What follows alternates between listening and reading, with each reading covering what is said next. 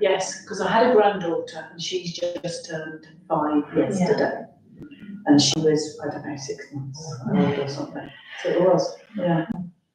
Oh, wow. That was a lovely building, isn't it? It's a fantastic building. Beautiful, yeah. Yeah. So yeah, I'm interested in all artists and musicians as well. So. Oh, lovely. Is this a cafe in there? In Crystal? Yeah, Yes. there is. Is Yeah, it- is it different still cafe now. there? There is, Yes. yes, somebody's taking It used to be a really good reputation. All right, tonight? We are, yeah, all looking good. Right, right. Well, we'll carry on. Karen, so where are you from, Jackie? I'm preaching my course now. I'm down to now. You don't look old enough. No. I say that. Yeah, no, I feel it. But where have you guys, do you, oh, you come from yoga? Yeah. Yeah. Yeah, so I'm doing a degree, finance degree at Taunton. So I came in my new Lydia a bit to come because it sounds really interesting. And you're doing some interesting work, aren't you, as well? Yes. About similar themes. Would you say that? Yeah. Yeah. All things. Yeah. Oh, fantastic. Where have you come I'm from? from Glastonbury.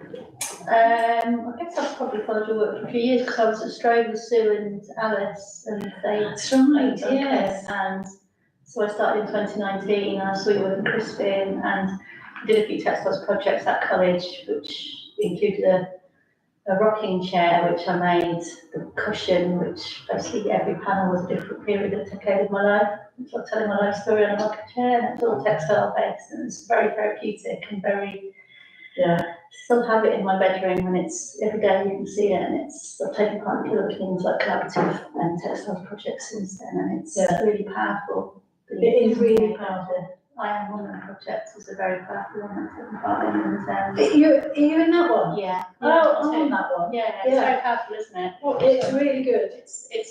She's done the outline of a woman and everyone sent in a piece of stitching, but It was about the experience of being being a woman, and there's some very, very powerful stories, but she shows the letters and the piece of textile and she stitched them all onto the form of a woman.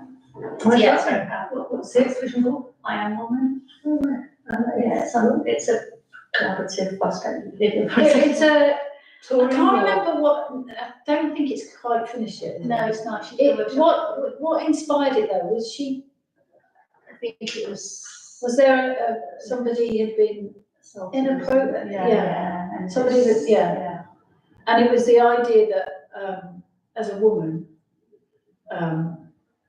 you have all sorts of interactions with people that you don't necessarily have if you're a man, to do with your vulnerability and your, well, all sorts of things. So lots of people asked to be involved. So you could ask to be involved, and I think she said yes to everybody. And then you made a textile piece. And so she's got this figure of a woman, and then it's all statements. It's quotes from all sorts of people. Do you want to say what yours was, or because you don't have to? It's well, Rose. I'm a socially engaged artist, so roses feature heavily in my art because it's a very big symbolic element of the rose and all sorts of things. And I did a contrast between the beauty of the rose and the word that was used as an abusive term for me when I was young quite a lot, and I stitched that into the rose. So I won't say it here, but it was an abusive word. So it's you know. Oh, I'll have to look that up. So it is on social media. I Am Woman, and it's called I Am Woman, isn't it? Yeah. And then there's other things like the Banners of Child, which was a really nice collaborative community project as well. Yeah. So, That was lovely. Who was that? That was a Somerset Artworks project that was funded to work with Child and Holyrood High School using the Guildhall of Child. Yeah. I can't remember. Sorry, Becky Swain. Becky Swain. Yeah. I can't remember her name. She was just here. You just missed her. Yeah. But that's they sent out the child designed it, and then they sent out some more pieces for us to stitch. I did a couple of those, and she was lovely, the lady that designed it. and or her family getting involved, and her dad saying she'd start and things. It's lovely. Great. Where, Alison, isn't it? Rachel. Rachel, sorry. Yeah, sorry. Yeah, come from River Liscombe, Ah, a bit further out, but seem to be doing a lot of textile stuff at the moment with yeah, some groups I run. Like we've just done a one-piece sewing project, which is yeah. in Watshire at the moment. And I don't know if anyone saw the Lynn Barlow and the Grace and Perry that was there, and that's fantastic. These banners, particularly East Key. at East Key, yeah. Oh, yeah. And then we've been doing this rug making with another group, and then with friends I do, we have a thing called the Sewing Bees, and it's sort of, it just all seems, textiles are just, working with materials are just wonderful. I think, And so then inclusive. stitching, so inclusive, and actually when we were doing this wonky sewing project, which was very liberating, it was a young artist, she came to the art group in Bridgewater, that I run, and bought sewing machines, and it's this whole idea of forget about getting it perfect, don't be worrying about the machines breaking, just almost like automatic sewing, just get fabrics, just start stitching them together and just making these weird sort of misshapen pillows, and it was really liberating, and it was, the group split between men and women, it was, the men were just as much happy, you do think of it as being quite a female sort of practice, obviously it has been, groups of women working together, but actually everyone was just piled in, and everyone loved it. So, and it was quite, especially using a machine as well, it was really interesting. Because embellishing machine, that's even better as well. I was. Is it embellishing machine? Yeah. It's like a big belt, but it's like belting needles, and you just stitch fabrics together, it's really good. Oh, wow. Nice. Yeah, thread them, just. Really? Yeah, it's like- Oh, you've got to look those up. So yes, I thought this would be really interesting. Oh, yes. It's all to do. Brilliant. Well, thank you for coming. I've got to do some introductions. We've got 5 people on YouTube and it's live, so let's ignore that. We're having a lovely conversation in here. So welcome to Creative Network. If you've not been to one before, this is something that we do perhaps 3 times a year. Each time we do it, we'll have a different theme, and then we'll bring on an artist that relates to that theme. And so we've got art and activism. And we've got Lydia Needle here today. Another thing, what I do here, I work as part of Ignite Somerset. I also connected with Lydia through our artist surgery sessions. So if you are an artist and you would like some assistance with creative technology and your work, you are more than welcome to book a free 3-hour session with me here at the engine room, and we can go through any manner of technology, and if I don't know it, I will do my best to investigate it, and we can try and incorporate it into your work. So just email me, daniel@somersetfilm.com, and we can get that arranged. Just a few things, yeah, you've had teas and coffees, please go and have more if you wish. The restroom was on the floor, just one below and one right at the bottom, so you can use the toilets there. If there is a fire alarm, it's where we came in at the front, right on the ground floor, so on the main entrance. And that's it, let's keep this nice and relaxed, please ask questions, we don't need to wait to the end, just ask away or put your hand up. So yeah, let's begin. Fantastic, so we have Lydia Needle, welcome Lydia Needle, so thank you so much for coming along. I've had a thoroughly wonderful day, especially today, really going through your Instagram, your website, and the various podcasts and YouTube videos that you've already been watching. So I've enjoyed that a lot. Oh, thank you very much. Yeah. Forget about the others. But if you don't know Lydia, Lydia is an art eco-activist who crafts gentle protest work through creations that delves into our influence on the earth, considering what we deplete or enrich, both in terms of our planet and our community. Lydia uses waste, eco-friendly or vintage materials like textile fibres, yarns and fabric to spark conversations about our environmental footprint and the toil of consumption on humanity. So firstly, I'd just love to start with your journey of becoming an artist? Right. Is that possible? I'll try and keep it brief. So I would say that we were very lucky as children because we always had art around us. And I don't mean we had art on the walls, I mean we had art in our house. My mum, before she had children, was at university studying art. And in the back of our house, we had a space where we were expected to go and sort of entertain ourselves. And we did things like junk modelling, there was always pencils, there was always paint, and we were expected to play. And I think that's been kind of fairly fundamental to the way that I think. Yeah. But I didn't do very well at school. I didn't go to college until after I'd had my children. So I went to do a degree in 97. I went to do a creative arts degree, which involved some creative writing and art.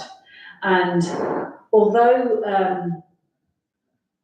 I probably didn't know it then, I've always been working to the same theme. So in my second year, I made a life-size sculpture of myself made out of, it was called Adobe. It was made out of mud from a hill where I used to walk every morning, and cow muck and straw.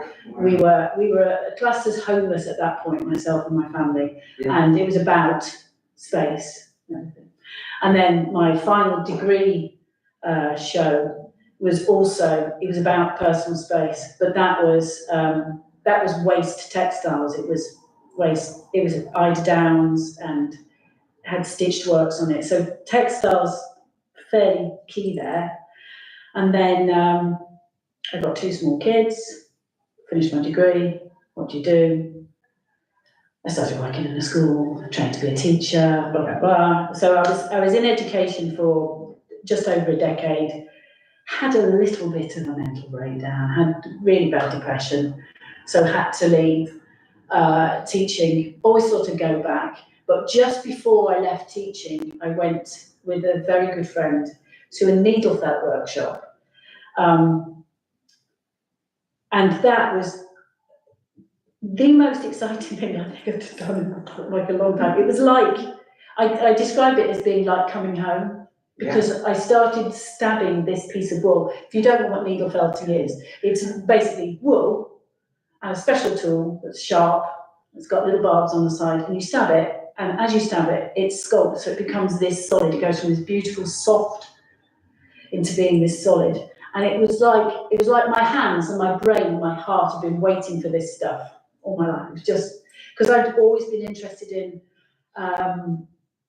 finding a material that I could sculpt that was eco-friendly, and that's what wool is. So I left teaching.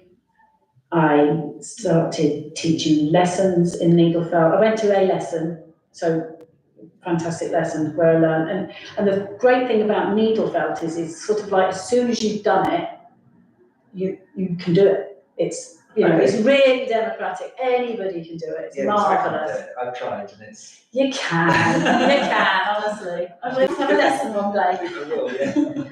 And so I started, and then I started making needle felt kits. So I started a business. I made a little business. Yeah.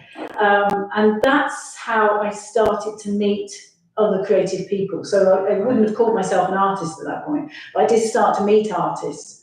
And in 2016, I think it was, I was invited to be part of a project on Green Down. So the end of Green Down, do we all know Green Down? Yes. So it's a mile out into the sea. And at the end of there, I was invited by Donna and Joy to be part of a project making work in response to the Green Down derelict fort. Yeah. Fantastic. I had a marvellous time, made work about, funnily enough, textiles and the impact of textiles on the planet, and looking at natural resources and our footprints on the planet. But the the best thing that came out of that was the team that I worked with, which was Joy, Polly and Joy, and we became this team. And when we had a debrief at the end of this project, we had a debrief. It was a meal with wine, so it was lovely. And I said, well, I've got this idea, and I got this little idea going around in my brain about doing a project about bees. And they said, oh, well, tell us about it. And I said, well, it's sleeping around. I don't know if it's going to work. So I explained my idea of the 50 bees. And I remember Joy got a pad out and a pencil out, and she said, right, let's work this out. And it was kind of like they sort of went, yeah, let's do this. Yeah. So the 50 Bees project started in 2017. Shall I explain a little bit about it? I'd love to hear more. So my thinking was for the 50 Bees was that I'd read something on, I think it was on Facebook or something, about the number of bees that were in Britain. Yeah. And which is about 275-ish, something like that.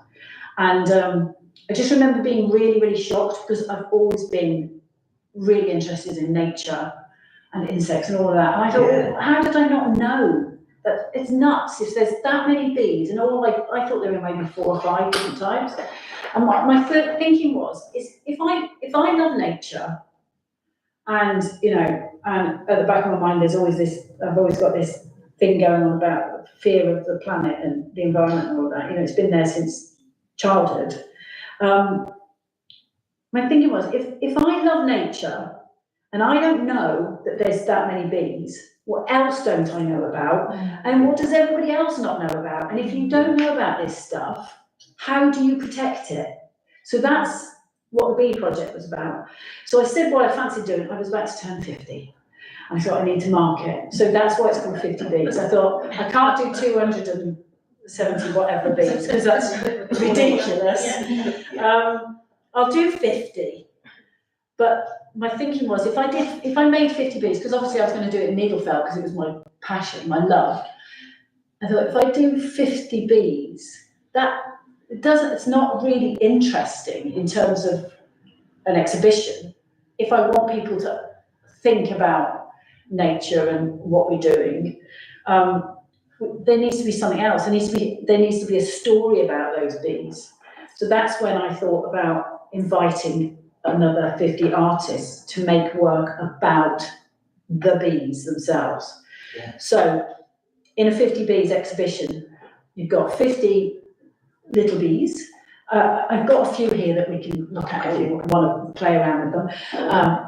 Not really, don't really play around with them. Look at them, touch them, you can. So you'd have a little bee in a container. I don't know what number that is, but it's 200 and something. And then next to that, there's another art piece of some sort. So we have had musicians, we have had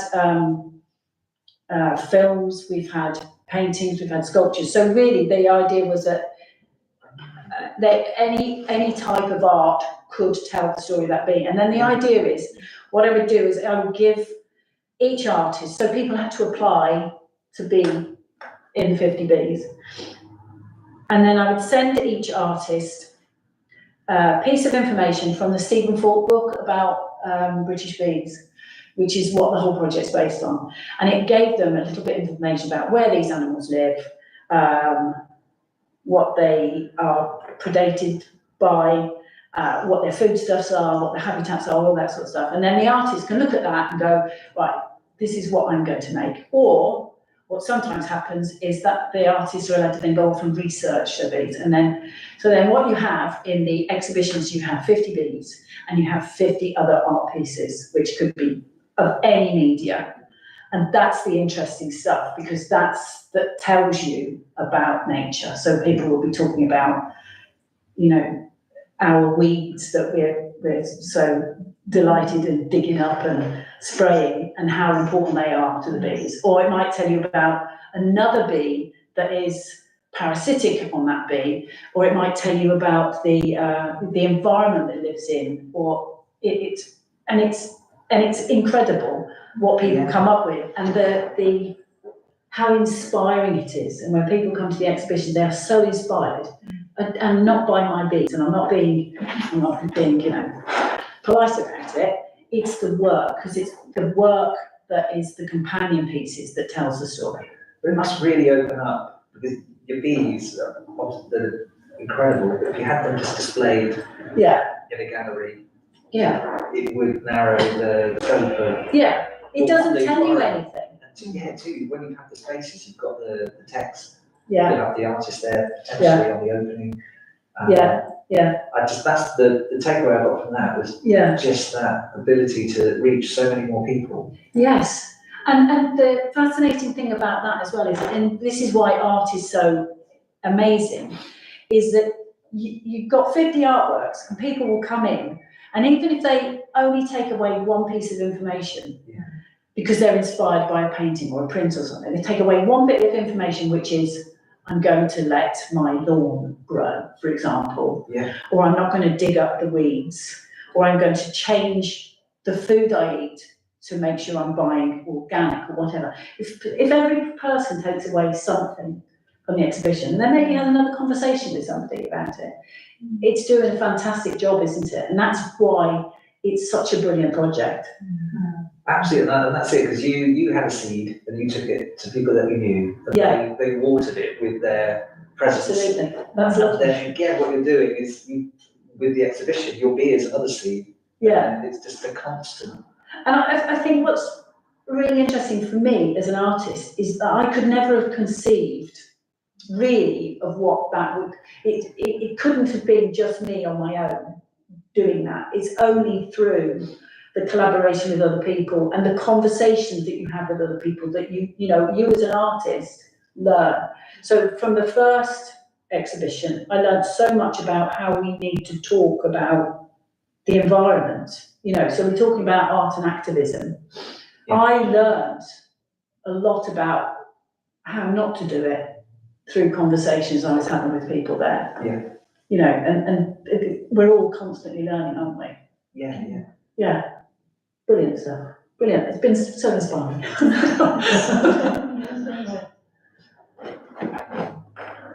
I had a question then, it's gone. Would anybody like to look at a bee? Yes, it's a bee.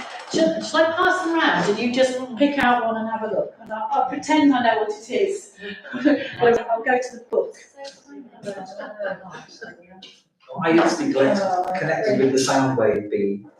The artist had made a Soundwave representation. Of Yes. Was it the Soundwave, it's sound, not actually what she saw? I think she had. Do you know what? Now you're asking me. Yeah. I'm sure it is because she's a German artist. No, she's Austrian artist. Yeah. So she sent her work from Austria. I happen to have that art piece. I do. And I think it's, I see how my brain is terrible, it doesn't hold anything. I think it's the German name for her bee. So it's her recording of her, but I'm going to have to check that now because I'm feeling a bit embarrassed. I think it was a recording.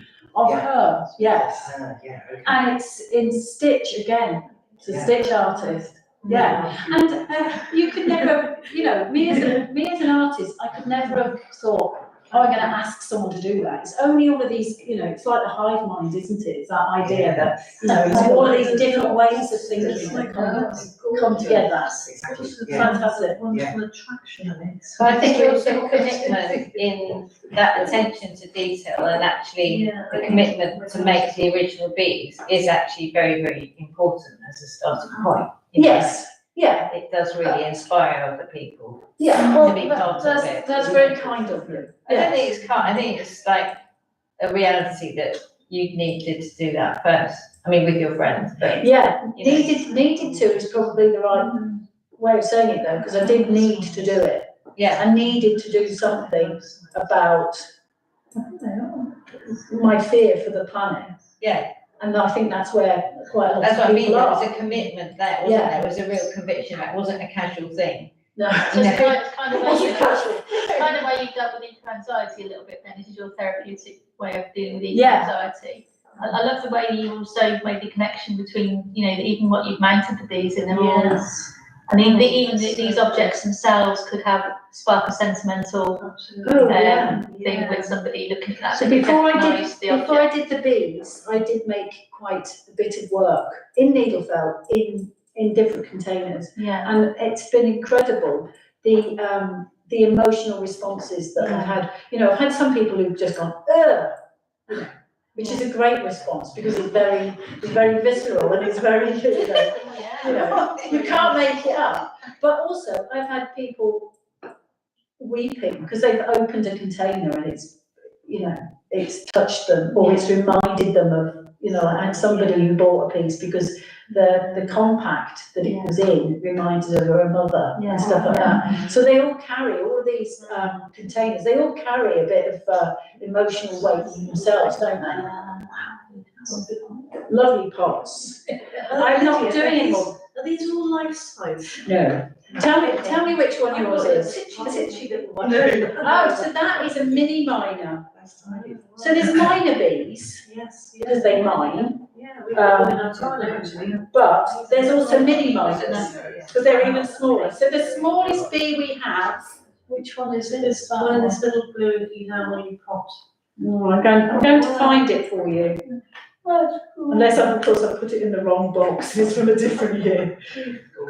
No, see, that isn't a mini miner. That is a small, shiny furrow bee.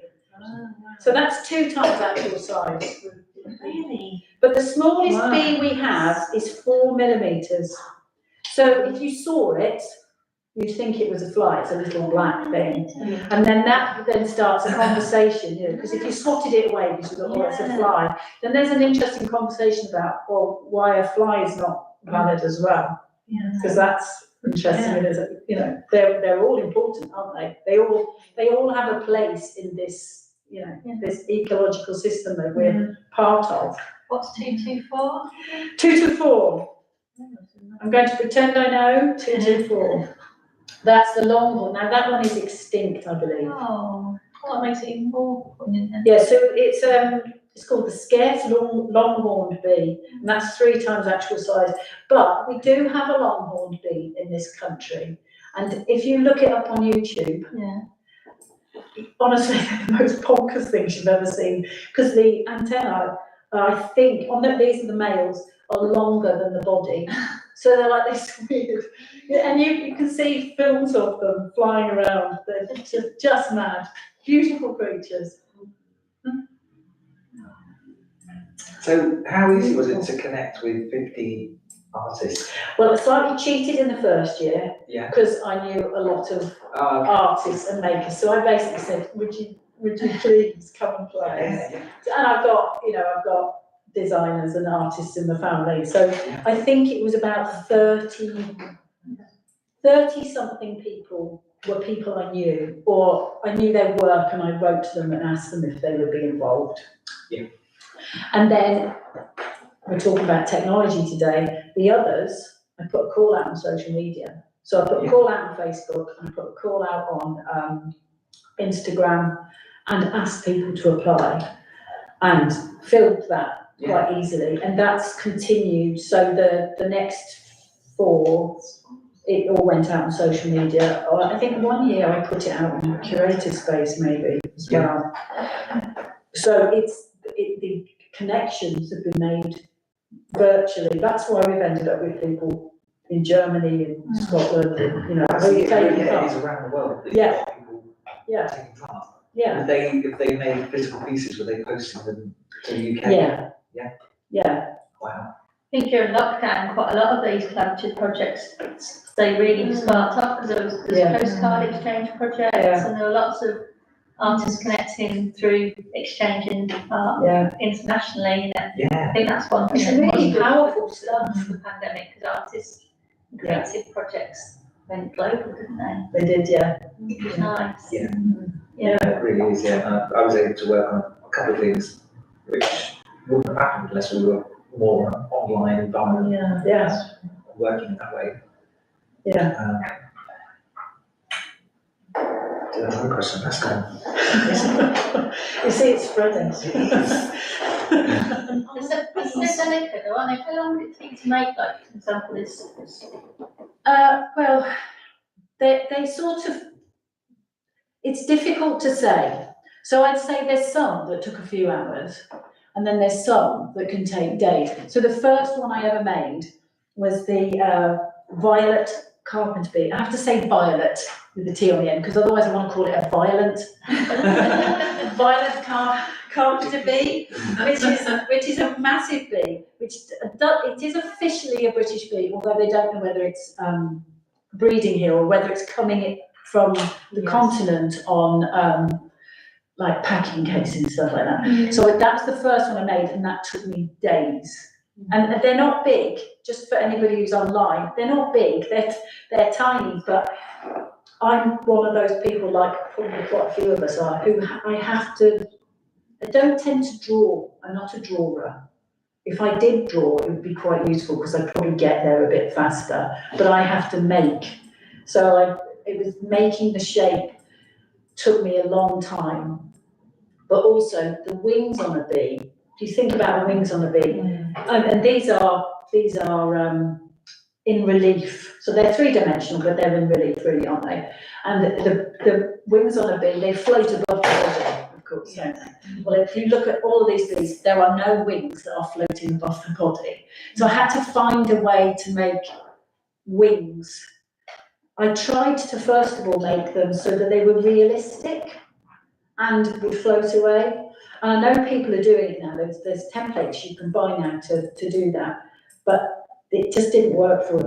It wasn't how I wanted to work. So it did take days. And then there's others, I've been working on them for a few hours, and then they almost have their own presence and they appear and they're done. So some you have to have a little wrestle with over days, and others, they're just your friends and they turn up and it's lovely. Yeah. But are they all British bees? They're all British bees, although some of them, like the ivy bee, is a new bee, new to us bee, but is really well established. Or the tree bumblebee, which has only been here a few years and is really, really taken hold, and they don't think is having any impact on our native bees. But again, what would you do about it anyway? It's a bit like the Asian hornet, that's in it. What are we going to do? It's part of how we move around the planet, isn't it? It's something we have to be aware of. Yeah, we as humans have done it. Absolutely. Sort of thing with fish, like ballast water and ships brings in invasive species, and when you have power plants that we have on the west coast of Somerset that have water being extract. Did you see the Julia Manning exhibition at Ace Arts? Yeah, because that covered a bit of the eels. The eels. Yeah. And then they're going to put even more things in there to kill. That's another subject. But going to be a lot of. They're going to trash the whole ecosystem there. Yeah. Okay. Again, art. Making a protest. Doing that, got masters and waters. So you gave each artist a page from the book. That's what their starting point was. Yeah. Was there any that particularly, not your favourites, but ones that really, the lengths they went to, like we were discussing Zoe Snape. Zoe Snape, who is a localish artist. She's got a studio at Keyside, hasn't she? Keyside, yeah. She did an amazing bit of research. Yeah. And so she went off to the gardens where her bee has been found, and she did this amazing piece of work where she painted it. It was a vast piece, and it was all about the missing bee.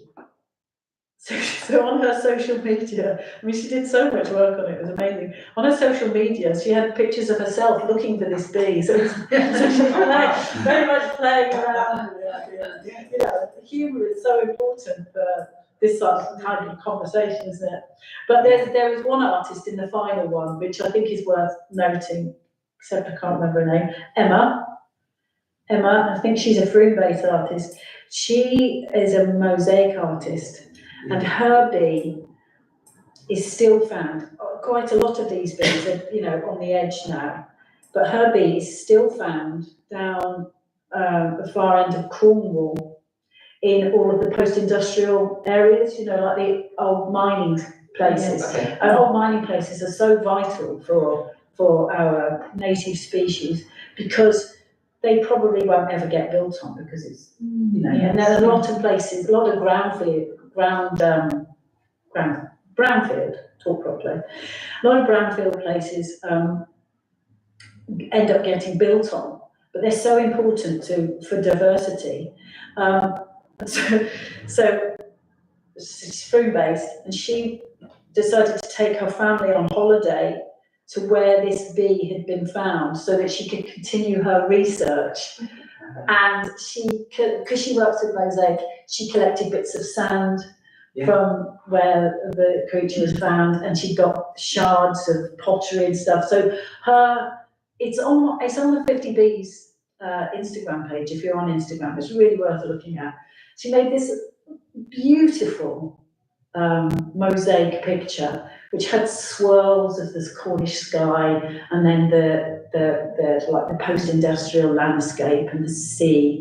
And she's even in one section, she's got a small teacup handle which you can lift up, and it's got some information about it. It's just absolutely, and that's going some, isn't it? Considering I was just saying, I'll just make a piece of artwork. Thank God I didn't have to pay them, because I couldn't have afforded it. It's too expensive as well.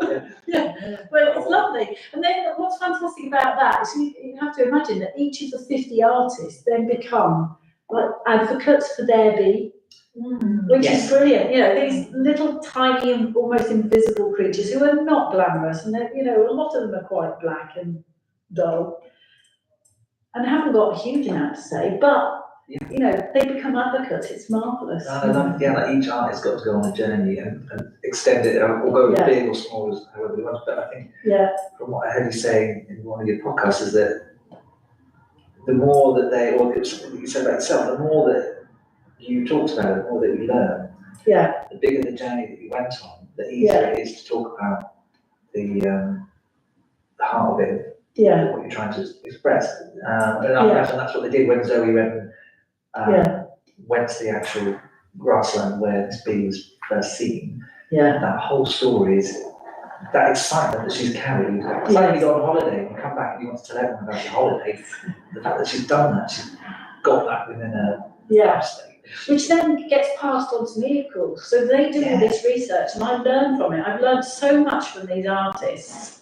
And the other great thing about it is, you probably won't know this, but I'm actually a very shy person, which is ridiculous considering I'm stood here talking, sat here talking. But what's great about the 50 Bees project is because I'm talking about other people's work, it's much easier, because we don't really want to talk about ourselves, do we? So I don't want to talk, look how fantastic my artwork is. But because it's such an important project, and because all of these wonderful artists have done such amazing work for the project, I can stand up and talk about how fantastic it is. It's kind of let me off a bit. Doesn't it? Yeah. Takes the pressure. It's not all about yourself. It's not all about me. It's not. Well, it takes away what it's not just about the art. It's about actually the journey that everyone's gone on, the message that you'd like to share, the story of the bee, and different ways that we can try and change things together. It's very powerful. I love the fact that through reaching out to others, you almost enabled yourself that freedom to And like you were saying about that eco-anxiety, it gives you a focus for that fear that you have about the planet. It allows you to go, like, this is my battleground. This is what I'm going to talk about. This is what I'm going to be an activist about. This is what I'm talking about. And you could transfer that across to talking about lizards or or wildflowers or it's the same argument, and it transfers across. It takes the isolation and the loneliness out of it, because it's very easy to feel it's just you that has those concerns. When you're curating a collection of artists who have sharing those concerns about each of the individual bees. Yeah. Lightens that conversation, doesn't it? And But makes also it the less people on the alone. other side as well, so the people coming in, Mm. it helps them too. Yeah. And it allows them it allows you to be able to think, oh, I can do something, can't do everything, That's it. but I can do something. I can be responsible for my own little patch of grass or whatever it is, yeah. Yeah, because it's quite easy to get overwhelmed, isn't it, with Absolutely. everything that's going on. And I'm just thinking about, I can't remember I bought this card recently. It was by an organisation whose name I've forgotten, but it said to support people so that, I'll get there in a minute. It feels very familiar. It's sort of like enabling people to, so if you buy that card, you're kind of contributing to, it will make you feel like you aren't overwhelmed. And it was actually said that on the back of the card, so that, yeah. I'm not sure if I've made myself clear, but that's what I'm. It's being part of feeling. something. That you can do something without feeling overwhelmed. Yeah. With everything else that's going on, and I think that's what you were saying, Lydia. Yeah, yeah, absolutely. It is, because what do you do with that energy? Yeah. If you can't plough it into something like this, because you know that whole energy around the guilt about the planet and the impotence, all that. If you can channel it into something, it does help a lot, I have to say. And of course, because it's public facing and you're having conversations with people, you do feel really warmed and lifted up by the conversations you have with people, like from today. You know, it does help. Yeah. Do you think it helped, because you were saying, I've heard you say previously, it helped connect with people that understood, like-minded people. Yeah. Did you get people that didn't necessarily have a full understanding or want an understanding of eco-activism? Did that come across at the gallery or in your work? I think it's quite interesting because this project went over, well, it wasn't over 5 years. It's been over five exhibitions, but because of the pandemic, we've obviously had a break in there. But because it's been over so many years, it's quite interesting to be able to contrast the conversations I was having in the first one compared to the ones I had the last time, which is in 22. Yeah. And I would say, I'd say in the first year, I had more people who were very happy to be ignorant and to not, I don't mean they were not aggressively not into the environment, but they're very happy to not have to think about it. Sure. Because it lets you off and it means you can carry on regardless. You know what I mean? And there were much more oversimplistic conversations. And I would say part of that was to do with me, because I was not, I don't think I was able to articulate myself quite as much, because I don't think I quite grasped it either, and lack of confidence and all of that. So there were conversations around things like, which is the good bee, which is the bad bee, all of that sort of stuff. Yeah. However, in 22, so we're after the pandemic,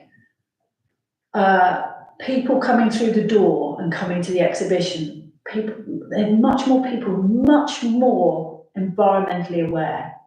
So it feels like, and this is the positivity I can take from it and can share with other people, is it does feel like we're towards the tipping point. Not in the negative sense, but in the sense that this is not unfamiliar. This thing you've got up here actually is so I'll read from that. This is a what do you call it? A blog that I wrote for Scene Collective last year, and I think this is where the change is. The word sustainable seems to be almost suddenly in common daily usage, which is true. It's now normal to hear this word on the news, in adverts, during documentaries and dramas, but also in day-to-day conversations. So I would never, when I first started, I would always watch myself and have to consider, do I say this now? Do I bring up the environment now? Or shall I just hold back? I don't want to offend anybody. Do you know what I mean? So nowadays, everybody's already there. There's only a few, Yeah, we're all. you know, like Trump and those sorts of people. You know, we're all on the same page. We might be at a different stage, but we are all on the same page, aren't we? Yeah. You know, so things have changed. Things are improving. I think, well, that's, is it quite rare to have a project that goes on for such a long time grow? Yeah, yeah. I suppose be able to see that growth. Yes. And with the sort of shifting in us as a society of how we're changing. Yeah, with yeah. Yeah, it's quite a privilege to see that. But it does give me comfort, I have to say. Yeah. And I think neonics have not been used as much in this country. I know we're still giving authority to use them in certain areas of the country, Yeah. but it was everywhere. But also, you can say neonics in this room, and most people will know what you're talking about. A few years ago, that wouldn't have been a thing. Does everyone know what we're talking about? Well, I just Do you want to explain? Neonicotinoids. Nicotinamides, yeah. Nicotinamides. Nicotinamides, it's like the stuff you get in cigarettes. Yes, Yeah, yeah. nicotine, it's a derivative. Nicotine. Yeah. Yeah. It was a real poison which they would spray on crops, Right. which would, I don't think it killed the bees, I think it disorientated them. It basically makes them defunct because they can't. So if we're talking about They don't know honeybees, they their way home. can't get back to the That's hive. right, they don't know their way home, it sort of mentally destabilises them. It stops them functioning. Yeah. So that was. And it was used countrywide, Yeah. and then it was banned, and then in certain areas of the country, there's still farmers who are asking for authority to use it in different parts, and it's still being agreed. Yeah. But there still is parliamentary debate about it, which is great that, the corridors of power are talking about it. Yes, again, that's a good sign. Yeah. They're a bit late to the party though, aren't they? To be honest, and just get on with it. We know they're not good. Yeah. Can you see yourself doing this approach again, but with a different subject matter? Is it a kind of way of working that you would, or you put that to rest now? I don't think I'd want to do another project like the 50 Bees. What I would like to do is continue the 50 Bees, but it needs to be something else. Yeah. So this is my fantasy island here. Okay. What I'd like to do, but it would need, I need funding and a brain to be able to apply for funding. So, might be a bit stuck there. What I'd like to do now, so I've done 250 bees. In fact, I haven't, I've done 246. Math's not very good. And so each exhibition has had a honeybee in. Yeah. And I put a honeybee in every time because it's basically your gateway bee. Everybody knows what a honeybee is. So you put it there so you can compare and contrast with the others. So you can go, no, that's a farmed animal, that is. You can discuss that, but it's not, it is wild, obviously, because, but they're a bit like, people discuss, but people who are experts and are more articulate than I am, when they're talking about bees and referencing honeybees, what they say is it's a bit like talking about saving the birds in reference to chickens, because that's the correct parallel. So anyway, where was I going? That's a digression. So we've done a lot of them, but there's still a handful left. But what I'd really like to do is make a permanent collection, which could then travel to different parts of the country, different parts of the world, and have, I've built such a lovely network of artists. I'd like to, like you could go to Cornwall and I could have a representative of Cornwall organising 50 artists down there, or, going into a school and the kids making response pieces. So you've got a permanent collection, but I don't have to coordinate it. I just make the bees, and then they go travelling, and then it's the same. It's the same conversation, but in different places and with different people, and you know, there's so much potential there. Oh, it's huge, yeah. It's huge, yeah. Yeah. But obviously, if anybody would like to write a funding bid for me or anything, work out what I'm talking about, that would be great. Yeah, but not another project like FIFTY BEES. What a thought. No, well, it's now, isn't it? Yeah, we've done that for sort of five years, was it? So we've done it over 5 years, but pandemic. So we closed the 4th exhibition, madness, a week before we went into the first lockdown. We shouldn't have even had an exhibition. I was so oblivious to what was going on in the world. And then we had the final exhibition in 22. So 2022, yeah, we had a gap of a year. And where was that final one? The final one was at Ace Arts, Oh, I saw that one. which is where I'm happy to work. Yeah. But it's also where the 50 Bees journey started, because Nina, who's the curator there, I suggested, or somebody suggested, that we should have a 50 Bees exhibition there. And she, without really knowing me or the quality of my work or my mind, she very kindly went, yeah, okay. So that's where it started. So without Nina and the gang and everything, it would have happened, yeah. But maybe another one will occur at some point. Who knows? Well, I'd like to move on to visible thread. Oh, right, yeah. If possible. And that's where you're working with textiles and fabric to create art with those, isn't it? Yeah, so A Visible Thread is a project that was thought up by a group called Scene Collective, who I joined after I did my master's. So I joined in 2021, and A Visible Thread is a loose phrase for all of the members of Scene Collective to make a response to. So whatever that response could, so it could be to do with culture, or it could do with anything. Anyway, when I joined Scene Collective, I'd just finished a master's in fine art, which I was lucky enough to be able to do because of the pandemic, you know. So I went to do a master's at the end of 20, and I deliberately, because I've always worked with textiles, as you can tell, but I wanted to deliberately not work with textiles. So I wanted to do the master's in order to work out what I'm talking about. Yeah. You know, in order to work out to myself what I mean by sustainable. Yeah.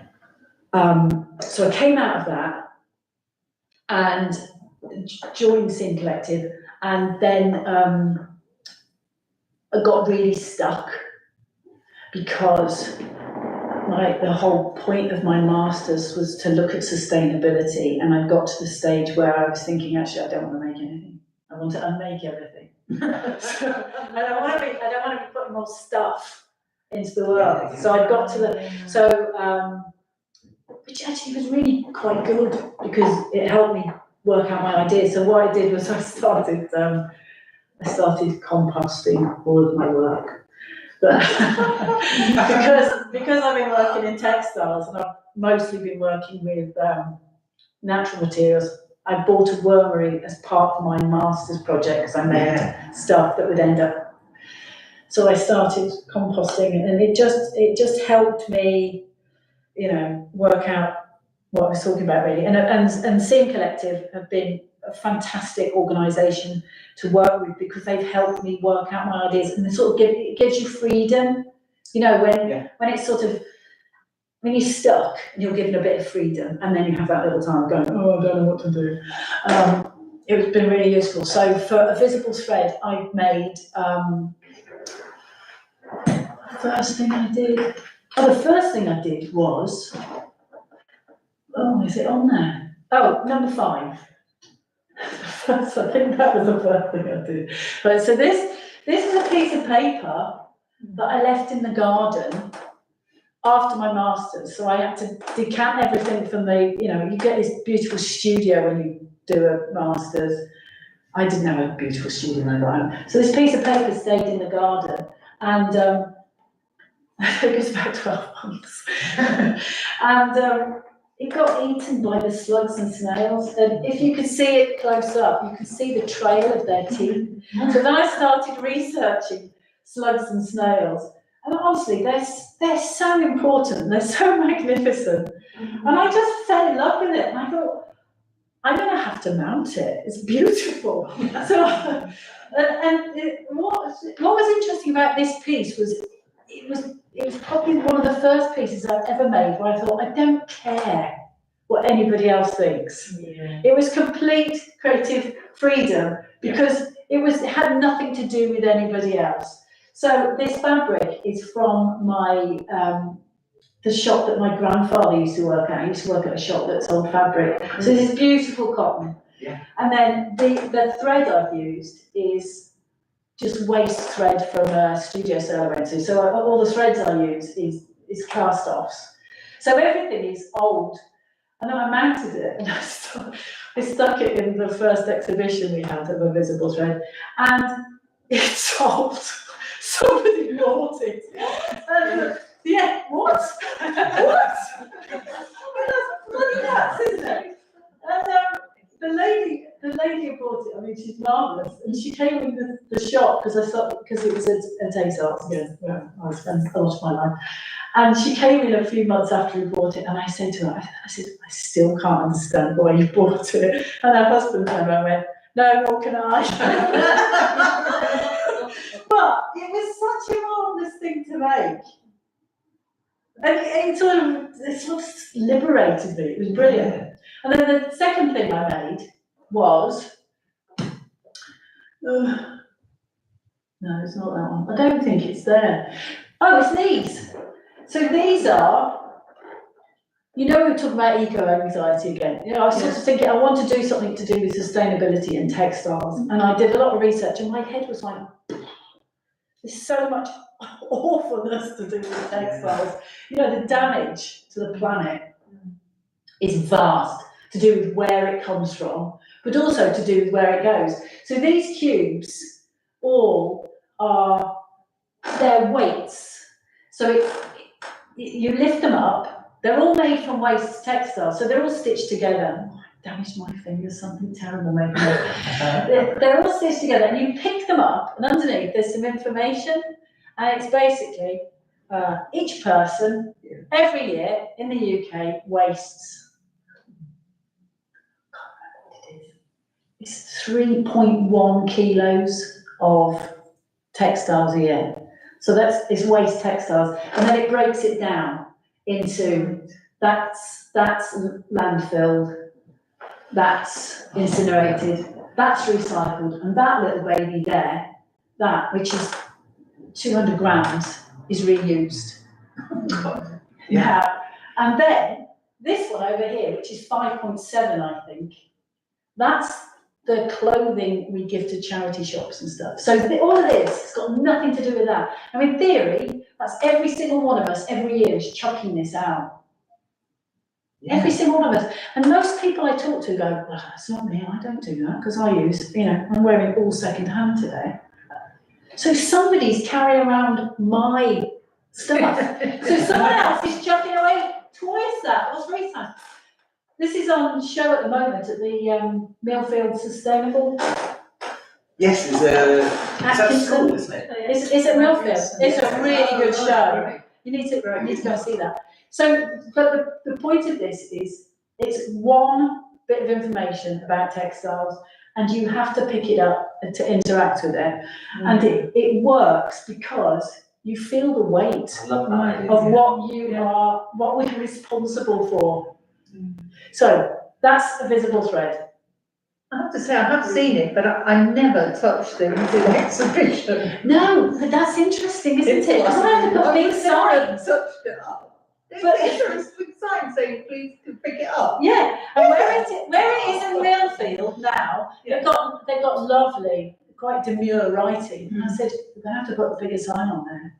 You're going to have to say, pick me up. Because it's white as well. Because it's white, or it's less white than it was. because it's getting grubby, Yeah. of course, Right. with the hands.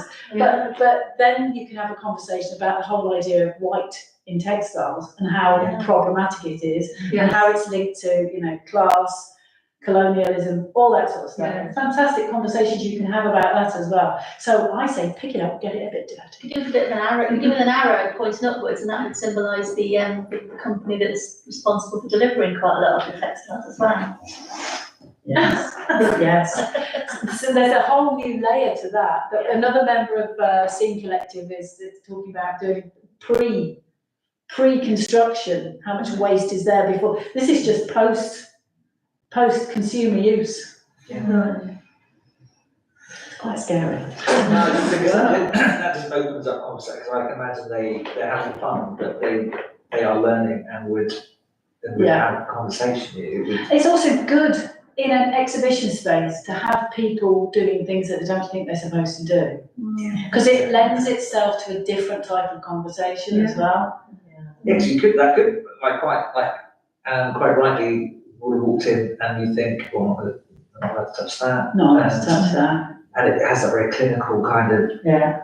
and then your brain is almost narrowed Yeah. to that type of thinking. Whereas the fun creativity part of it, really, it does, it will opens it up for. Yes. Is there anything else on here you'd like to share? Oh yes, so this is what I made for a visible thread when it went to Black Swan. This is again, thanks to the slug picture, this is another piece that I made just because I wanted to. So this is a ladder that was in the woods where my husband works. And I saw it about, I don't know, 4, 5, 6, 7 years ago. And I fell in love with it and I said to Sean, I said, I want that ladder.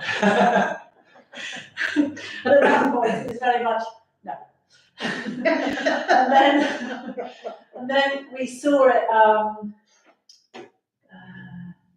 I think it was around Christmas time. We went to, not this Christmas before, went to see it. And the ladder that it was eroded, old and eroded, was no longer there. It was just spokes that had fallen apart, so proper rotted down. But because I've been doing this, which is in the first slide, the art of saying no. So in my case, what I'm talking about is no to anything new. So I'm trying to not buy anything new for my work, but I did buy beeswax. So I have mended the ladder with textiles. So I've preserved it. I preserved it with wheat paste. So wheat paste instead of a petroleum-based glue or preservative, and then I've mended it by strapping on beeswax infused scrap fabrics. This is an old pillowcase of my grandmother's. There's bits of string. There's all sorts on there, and I've also used wheat paste for it. And I've made this. And it's called "This Is How We Mend." So it's along the ideas of we can mend the problems that we've created by just rethinking what we're doing. So the problem with the ladder is it's a full-size ladder.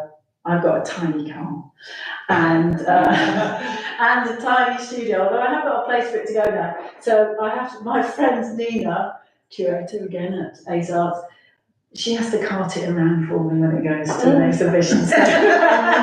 So when it's on, it's going down to the Thelma Hall, but in the summer. Yeah. And then I'm going to take it to my new studio, which has got an outdoor space, and I'm going to leave it to the elements, see what happens. Okay. So that's what that's all about.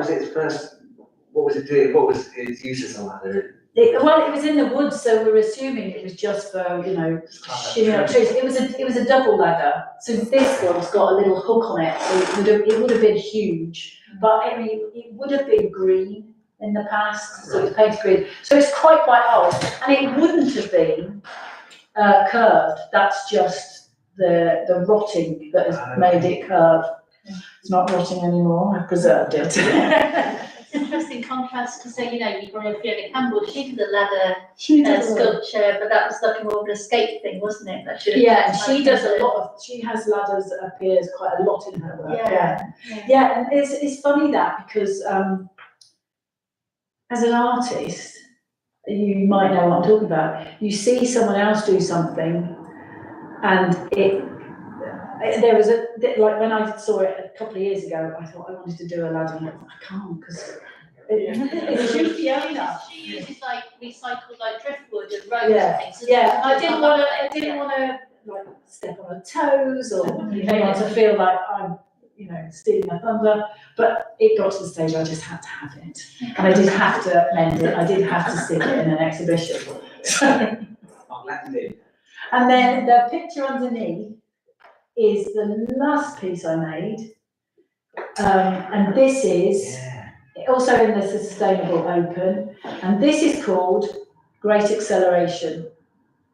Great acceleration is the phrase that is used to describe the speed at which, over the last 70, 80 years since the war, we have done damage to the planet. So it's referred to as the Great Acceleration because, funny enough, it's getting worse. And, anyway, I'll go on with that. And, you know, this idea about an epoch, that we're living in the Holocene. Yeah, who said that? Don't know where he said. And then there's another phrase that's being used, but it's not been officially recognised, which is the Anthropocene, which, and in order to be an epoch, I have a feeling what you have to do is prove that there's been a complete change. So the Anthropocene is the impact of modern man. And so all of this is paper I made. Did I make it for my masters? I did. So I made a lot of paper for masters. It's all made out of scrap cups and papers and soil and stuff. Picture, you know, at the top of the machine. Oh yeah, so this is the perpetual paper making machine. So this is what I did for my masters, and it was a complete closed loop system. So everything that went in had to be recycled and passed through, and then I fed the paper to the worms. That's where the worms came in. Why I had to buy myself a worm ring. Yeah. Good excuse, eh? Absolutely. So this is the paper I made. So this is from 21, but the book I then stitched it together using Coptic binding. And then the top is made of someone else's leftover resin. People are always giving me stuff. Do you want this? It's kind of like, oh, it's a bit worn out. Do you want it? Oh yes, I'll have it. And then the glitter in it is made from soft plastics. You know, so sweet wrappers, things like that, chopped up to make glitter. Because there's now evidence of plastic in the strata, which means it will say that we have started a new epoch, because if plastic is in the structure of the earth, then that's how far the damage has gone. So it's a kinesthetic book, kinesthetic sculpture. So this is on the top. The weight of the plastic causes it to fall over. It's absolute, I was so chuffed on it. Oh, it fell over. I went, oh, that was almost deliberate, almost accidental. But in the Sustainable Open, they got it stood upright. I just wanted to tip it over. So that's the last book, the last thing I made. But, oh no, it's not. There's a picture on stage. Sorry. So we've got a show on at the moment of a visible thread at Llantarn Grange in Cwmbran. And these are some maquettes I'm working on. So these are sort of a continuation from the ladder. I'm working with beeswax waste. These are old cut-up blankets, and I'm playing around with how to make sculpture with environmentally aware materials. So but they're little samples. They're just bits of play at the moment. Excellent. So that's sort of where I am at the moment. Yeah. And we'll go going on to the worms as well, we had our first discussion about your worms, wasn't it? That's right, yes. We chatted on Zoom. We did. So you actually have a worm composting. I have a Wormery. wormery, yeah. So all of our food waste, apart from cooked stuff, goes into the wormery. Yeah. But you can't just give them food waste. They have to have lots of brown, carbon-rich food. So Yeah. you know, my cups from tonight will Okay. be going back to help balance it out. So yeah. So our conversation was about I want to film them. They don't like light, so we've got to work out how I can film them. And I'm not too sure even what I want to do with it. I just want to film them because I adore my mums. No, because I did see when you messaged me, I was having a look and seeing what other people might have done with wormeries, and there was a time lapse of wormery and all the food being eaten. I was looking at, well, how can we do that without having a big expensive chemical rigged up for day on end? But also in those, you can't see the worms. You can see the action of the worms. You can't see the worms, can you? And that's just ASMR with the sounds they make as well. Yes, because they make sounds, yeah. So like I was saying, we've got hydrophones which we've been using in water. Yeah. We could easily put them in. Yeah. I'll let every good ASMR video. Yeah. I haven't even thought of that. But I know I want to sort of, again, it's all about activism, isn't it? I want to make a film that might have sort of animation in it too about food waste, because food waste is such a massive issue, planetary wise. And in terms of, things like food waste and when people are going hungry, even in this country, so that's what I want to do, but I don't know what I want to do yet. But I do want to film them because they're darlings. We'll keep exploring. Yeah, lovely. Yeah. Because ideally, to have a glass wormery would be the ideal solution. So you could see. It would be. But you think you want to be inside the depth. Well, you've got to be inside because as soon as you lift the lid up, what they do is they go down. So they've got to be filmed in the dark. Yeah. So thinking caps on. My worms in my compost bin, they stay on the top for quite a long time when I open it up. They go nuts. But if I want to capture what they're doing, so their activity, not just the evidence of their activity, I want to see them. You can have a worm cam, would you? You've got to animate them, haven't you? Tiny little GoPro on a worm and just. Well, you can get these things at Fridays. They're on tiny. It's a tiny camera on a flexible thread, and you can attach it to your phone, and so you could. And they have tiny lights on, so you could. And they're designed for plumbers to go through drain pipes, so you could put them inside and experiment with that and see. I think there's a lot of fun to be had there. Yeah, I love the idea of capturing the sound. That was one of my first thoughts. Well, they must be reproducing as well. Yeah. So and then to catch the different stages of them, so to catch their eggs and to catch them when they're they're young. You get fantastic shots now of when I see a crocodile nest. Really? There's a program called it's on Apple Plus. It's just come out. It's all about the sound of wildlife. So they're focusing on it's all visual, but they're focusing on what sounds the animals are making. Lovely. And that all the little baby alligators start making these little chirps. Yeah. And they communicate to actually say, right, let's all go together. And then all stop.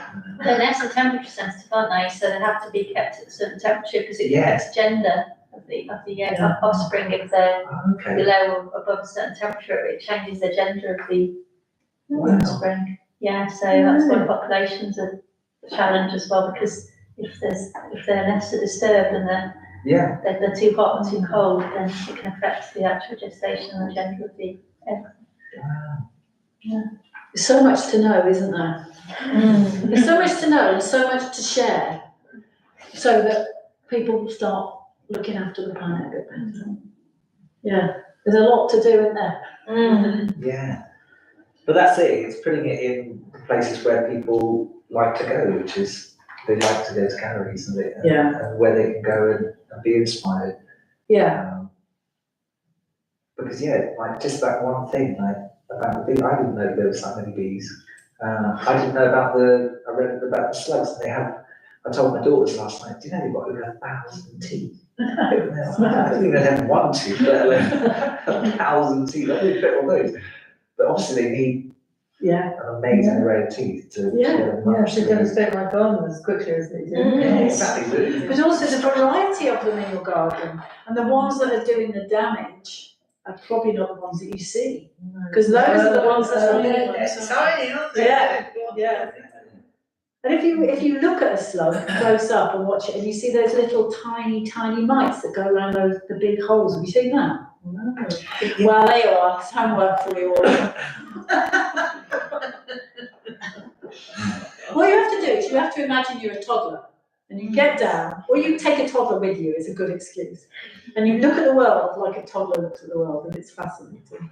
That was the pandemic, you see. That first lockdown. Remember that weather? We had my daughter and her daughter and her partner living with us. So we spent a lot of time looking at things through the eyes of a toddler in your tiny little garden, because you weren't allowed to go out really. And the repetition, because it wasn't just one Sunday every. No, it was it was the daily trip to see the ants' nest in the garden and to see what the ants were doing with the aphids on the apple tree. And the ladybirds coming in, all of that, just in your little garden. Yeah. That was huge. That was the biggest thing of lockdown on Saturday. Just everyone's reconnection with yeah. And you can hear the birds song too. That's it. Because I live in North Penton and there was no sound of the motorway. So that must have accentuated all the other sounds and made space for them as well. Yeah. Do you know it's 10 to 8? So, well, we've got 10 minutes. It would be great to hear from other people if they would consider themselves an eco-artist, or if they would like to incorporate more of an eco-practice within their work. Hands up.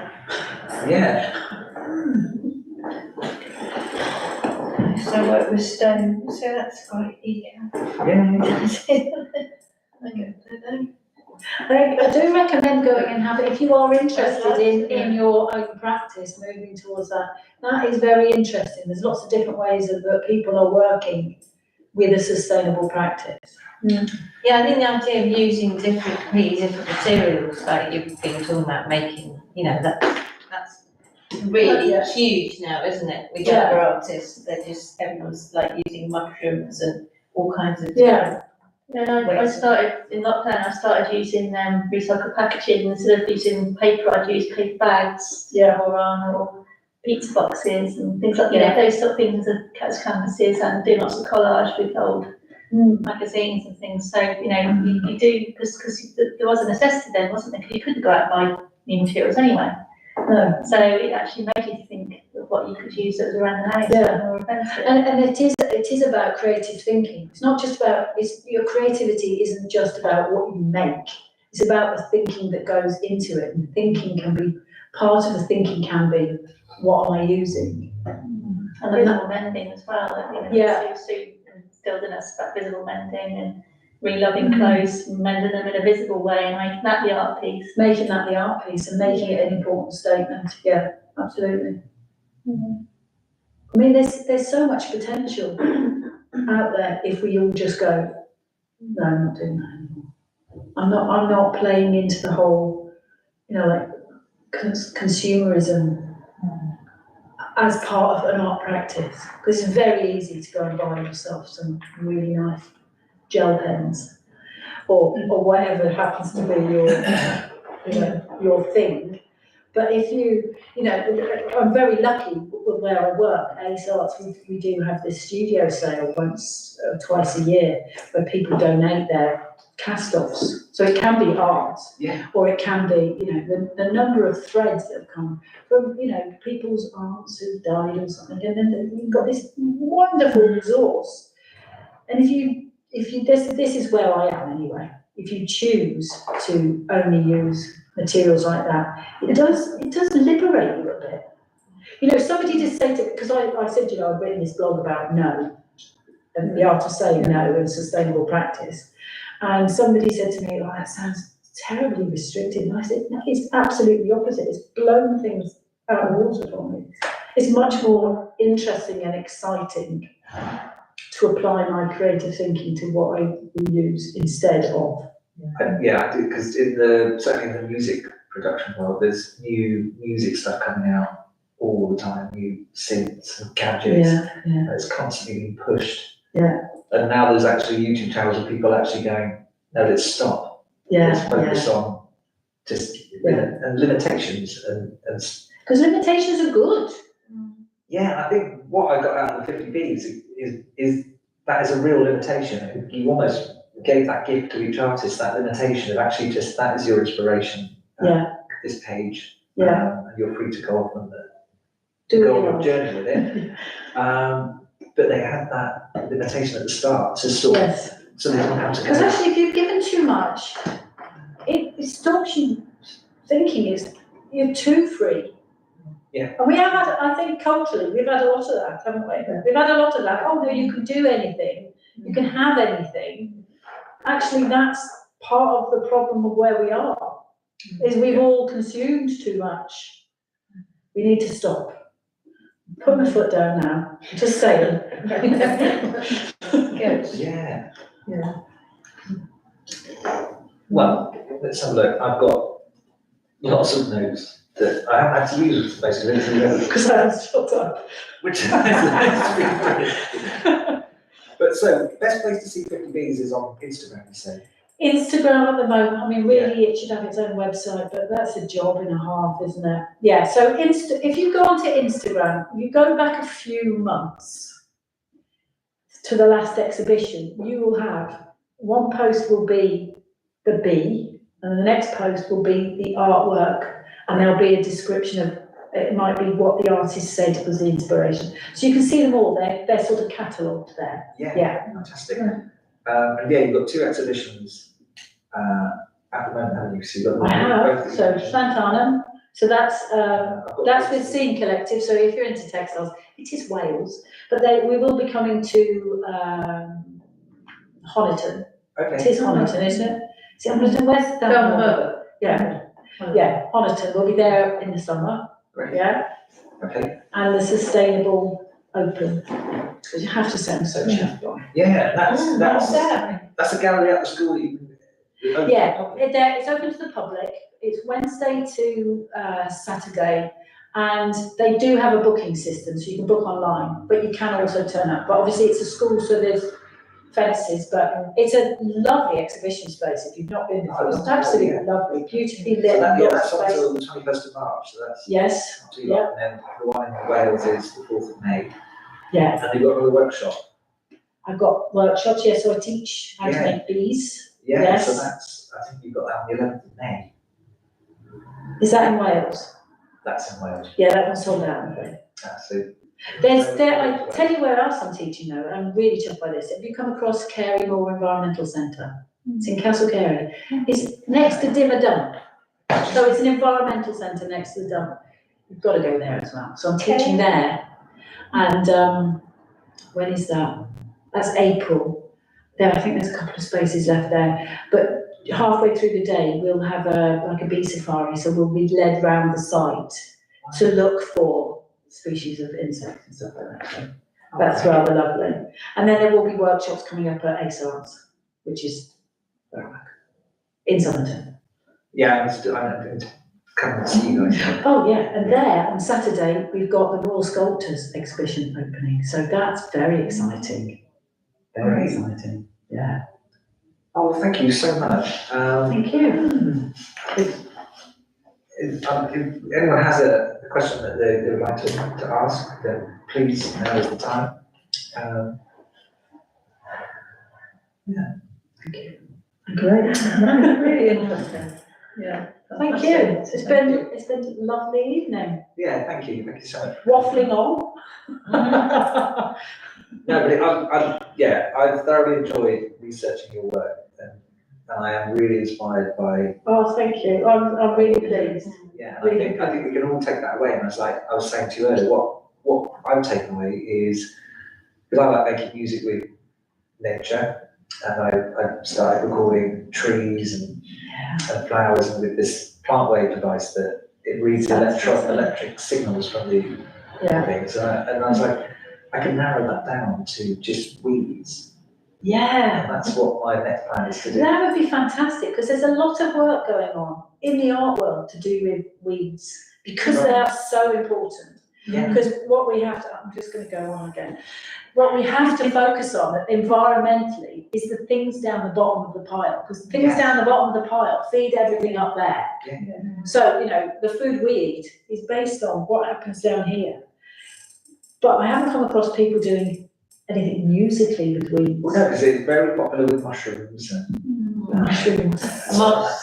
and moss. Yeah, Moss. there's great. There's Jezra French's daughter doing an exhibition of moss, and it's just contact lights with moss on top. But this whole sounding stuff. Wow. Where you're hearing these little crackles and pops and the living moss. We've got a living sculpture coming to the Royal Sculptors. So there's an artist who is working on her sustainable practice, and she's growing her sculpture. It's going to be amazing. You've got to see that. See if you can film it or record it. Yeah, absolutely. Oh, cool. Jane Fox, she's called. Look her up. She's good. Excellent. Right, back on 8 o'clock. So thank you so much. I'm going to say bye to everyone online. I'm sorry we couldn't share the pictures we were looking at today. I couldn't get back to work, but yes, thank you for joining us online. And I'm just going to end the stream